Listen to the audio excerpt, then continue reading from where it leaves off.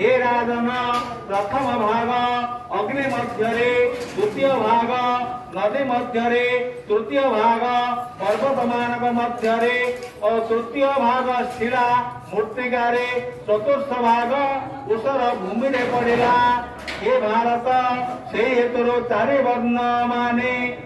यत्न पूर्वक ब्रह्मा कथा अनुसार रजस्फला के परित्याग करेंगे। रजस्फला प्रथम दिन चांडा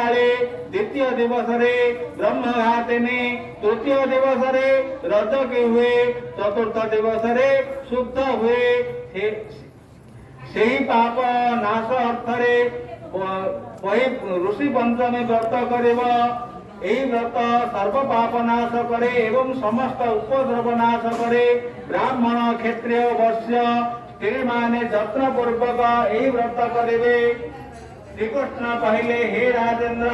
गोटे गोटे विप्रवास करे से वेद और वेदांग उत्तम रूप से जानी दिला। हे राजेन्द्र ताहार नाम सुमित्रा से विप्र समस्त प्राणी को हित थाए से सर्वदा ऋषि वृत्ति सुमधामा दयश्री वर्षा काल क्षेत्रादि कार्य अनुरूपता होइथिबारो ताहार मन सर्वदा व्याकुल थाए। एक समय आपनार मृत्युकाल प्राप्त हेबार देखिला। हे दंपति स्वकर्म फल अनुसार फल भोग कले। से विप्र ब्राह्मणर पुर नाम सुमति से सर्वदा गुरु सेवा करे और देवता अतिथि मान को पूजा करे एवं धर्म रे ताहार मति थाए। हे पार्थ ताहार पिता माता ऋतु संपर्क दोषरो कुकुरी आउ बलद जन्म पाइथिले। हे शत्रु निशोधन राजन किंतु ताहांकर किंचित पुण्य थिबारो से तुहे जाते स्वर हेले। से सुमतिर रमा दयाश्री पुत्र गृहरे कुकुरी रूप से थाई नित्य पूर्व पातक मान स्मरण करे। से सुमित्र विप्र पुत्र समतिर घरे थाई नित्य वनंद रूप से त्याग करे चाष करे। यही परि दिन जानते दिने सुब्रत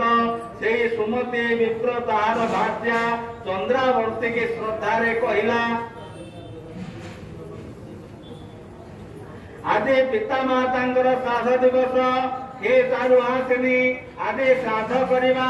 हे वीरो ब्राह्मण माने भोजन करिवे तुम्हें पाक कर। से चंद्रावती स्वामी कथा अनुसार पाक कला।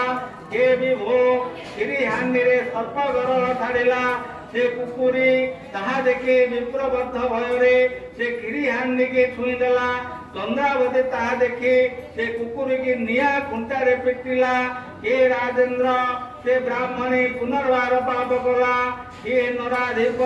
तत्परे ब्राह्मण माने भोजन करबा को आसिले। कुकुरी छुई दिवारो से चतुरे चंद्रावती विप्रंगो उदिष्ट न दे भूमि रे पकाई देला। द्वार रे दिवा कुकुरी ताहा न खाई उपवास रे रहिला। तत्परे राति रे से कुकुरी खिदा तुचारे आसुर ही बलद पाख को जाए। से स्वामी की कहला हे नाथ आज मु खाई नाही मते भोजन देई नाहांदे।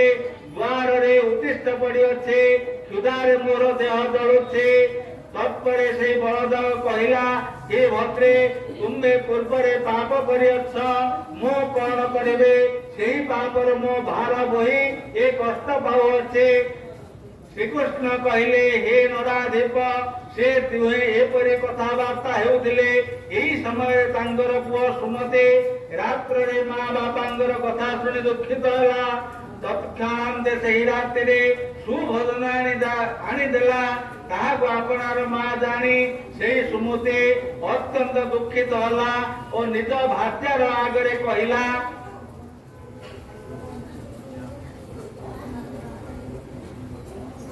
तत्परे से दुई जन दुखित हो पिता मातांगर अवस्था जानिबारे वन को गमन कले। हे राजन मां बापांगर पूर्वपूर्त पाप जानिबा सकाशे ज्ञान वृद्ध परम धार्मिक ऋषि मानक पाखक जाई तांगर पाद तले पड़े पिता मातांगर हित कथा पचारिले। सुमति ब्राह्मण कहला हे ऋषि माने केहू पूर्व जन्म पाप कर्म रो मोर पिता माता यही अवस्था को प्राप्त हेले केहू कर्म कर्म कले से तेरो मुख्य हेबे ऋषि माने कहले तोहर मां पूर्व जन्म रे स्वगृही रे बाल्य भाव ऋतु प्राप्त होई जानी करे संसर्ग कला एवं सब पदार्थ छुईला सेही पाप रो कुकुरी जन्म पाइला पिता तार संसर्ग दोषरो बलद जन्म पाइला तो देवे से दुही कर मुक्ति इच्छा करो तेबे भार्या सहित ऋषि पंचमी व्रत कर हे विप्रेन्द्र यत्न पूर्वक ऋषि मान को पूजा कर यही परे व्रत कले हे विप्र तोहर पिता माता पूर्व जन्म कृत पापर मुख्य होइदिबे हे व्रतर नाम ऋषि पंचमी ऋषि माने कहले नदीरे उत्तम रूपे स्नान करे ऋषि मान को पूजा करिबा ताम्र पात्र रे ऋषि मान को आवाहन करे स्थापन करिबा शुक्ल वस्त्र दे 16 उपचारे यत्न पूर्वक पूजा करिबा शाग बालुंगा धानर भात श्यामका आहार करिबा भाद्रव मास शुक्ल पक्ष पंचमी रे व्रत करिबा निश्चय नारी ऋतु संपर्क दोषरो मुक्ति होइजिब थिरे संशय नाही श्रीकृष्ण कहले हे युधिष्ठिर सुमति ब्राह्मण यह शुणी पुणी ऋषि मान को पचारिला के मुनि माने किए पूर्व व्रत करितिला ताहा मते कहंतो एही व्रत को भक्ति रे कले केते काल रे फल पाइबो एहा विधान किपरि ताहा सब विस्तार करी आमको कहंतो ऋषि माने कहले हे विप्र आउ गोटिए पुरातन कथा कहूछे सुन हे सुव्रत देवरे श्वेतात्म आउ ब्रह्मागर कथावार्ता होइतिला सेही संवाद सुन पूर्व काल रे श्वेतस्व राजा ब्रह्मा को कहले हे देव देवस्य मो बहुत प्रकार व्रत शुणी अच्छे वर्तमान सर्व पाप विनाश करे ते व्रत ताहा मो आगरे कहंतो ब्रह्मा कहले हे राजन व्रत मानक मध्य रे जे उत्तम व्रत ताहा एबे कहू अच्छे सुन ऋषि पंचमी नाम रे जेउ व्रत अच्छे से समस्त पाप विनाश करे हे राजेंद्र केउ व्रत कले लोक आउ नरक देखे नाही गोटे पुरातन इतिहास कथा कहू अच्छे सुन विदेह नगर नगर रे उतनक नाम रे गोटे विप्र थिला सेई निजवरर भार्य नाम सुशीला से सर्वदा प्रतिव्रता परायण ओ सत्य तार पुत्र नाम श्रुतभूषण से समस्त धर्मशास्त्र संगे वेदवाद पढ़िथिला समान कूल रे गोटे विप्र सुता को सुतभूषण विवाह हैला से कन्या विवाह हैला मात्रे विधवा हैला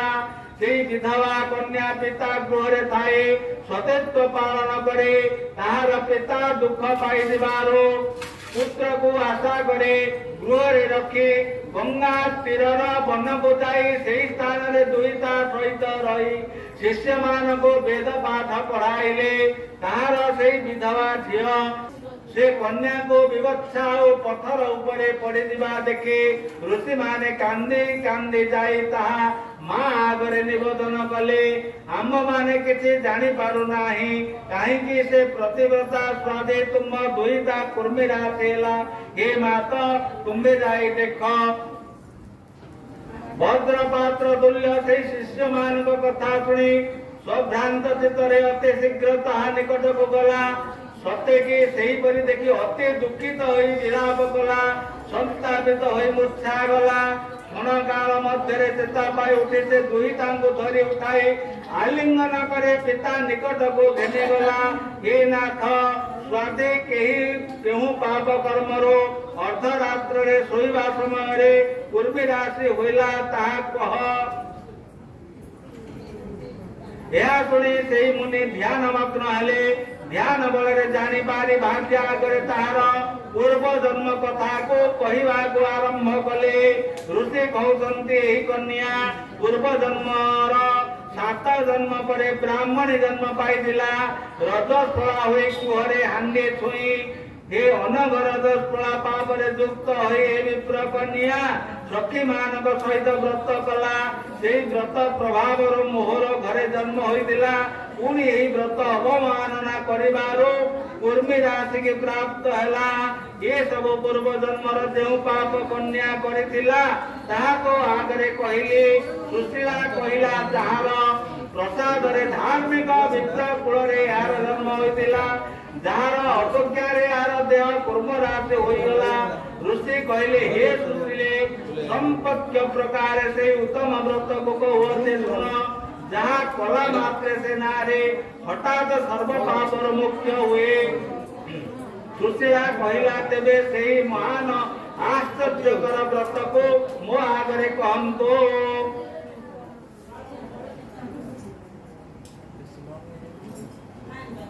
ऋषि कहले दुख त्रय विनाश हेबे तेरे संशय नाही आउ कुलर बुद्धि हेबे निरापद रे संपद बढ़िबा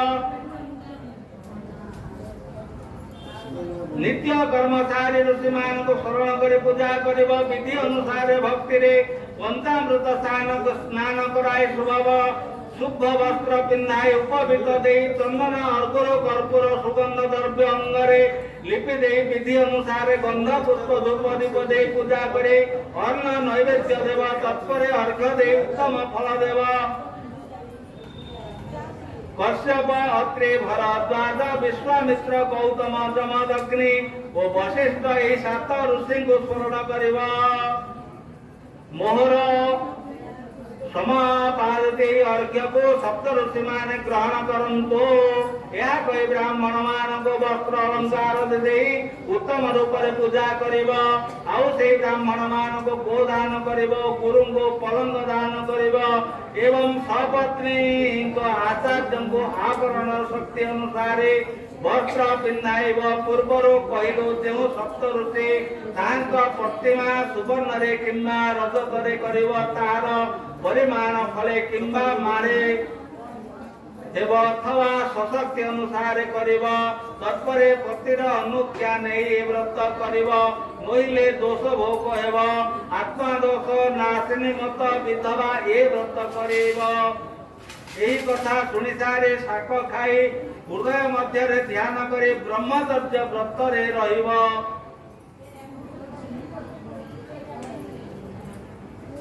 यही विधि रे 7 वर्ष पर्यंत करिब व्रत आद्य रे व्रत मध्य रे बा व्रत शेष रे जे परि उद्यापन करिब ताहा कहवते भामिनी तुम्बे मन दे सुन हे सुशीले उद्यापन व्यतीत रे पुण्य फल मिले नाही सेही तुरु सर्व प्रयत्न रे उद्यापन करिब भाद्रव मास शुक्ल पक्ष चतुर्दशी दिन हवेश्य करे एक भक्त खाइब पंचमी दिन विधि अनुसार उपवास करिब दंत धावन प्रभृति समस्त नियम मान ग्रहण करे सुना बा रूपारे ऋषि मान प्रतिमा करिब सर्वत्र भद्र मंडल करे देवता पूजा करिब गोटे नुआ अक्षेत्र मनोहर कुंभ स्थापन करी वस्त्र हृदय रे आच्छादित ताहाको गंधा दे पूजा करिब कुकुम श्यामक मास गहम मुग जब एमान को प्रदान करिब एही 7 धान्य तिल सहित ब्राह्मण को प्रदान करिब दुग्धभृत तैलयुक्त शतपत्र रे सहसम्यति मंत्र रे यत्न पूर्वक होम करिब 108 आहुति दे दिजा तीर्थ मुद्रिका करिब से जेपरि विदशास्त्र हुए एथिरो जो पुण्य जात हुए ताहा एक मन रे सुन सर्वतीर्थस्तु ज पुण्य सर्वतीर्थस्तु ज फल सर्वदानेस्तु जो धर्म व्रत कारण सब तीर्थ रे जे पुण्य सब तीर्थ रे जे फल सब दान रे धर्म ता ए व्रत कले पाइब